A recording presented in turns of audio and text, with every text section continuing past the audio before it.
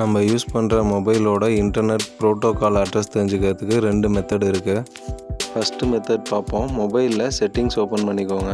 Settings பேஜில் scroll down பண்ணி கடைசி ஆப்ஷனாக பாருங்கள், எபவுட் ஃபோன் இருக்கும். எபவுட் ஃபோன் ஆப்ஷனை கிளிக் பண்ணி ஓப்பன் பண்ணிக்கோங்க. சில மொபைலில் எபவுட் ஃபோன் பேஜில் ஸ்டேட்டஸ் ஆப்ஷன் இருக்கும். அதை கிளிக் பண்ணிங்கன்னா அதில் ஐபி அட்ரஸ் இருக்கும். நான் யூஸ் பண்ணுற மொபைலில் எபவுட் ஃபோன் பேஜ்லேயே ஐபி அட்ரஸ் இருக்குது.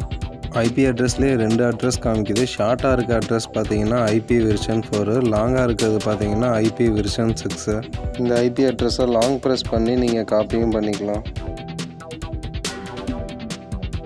அடுத்து மெத்தட் 2ல் கூகுள் குரோம் அப்ளிகேஷனில் கூகுள் சர்ச் பேஜ் ஓப்பன் பண்ணிக்கோங்க. கூகுள் சர்ச் பேஜில் வாட் இஸ் மை ஐபி அட்ரஸ்ன்னு டைப் பண்ணிவிட்டு சர்ச் கொடுங்க.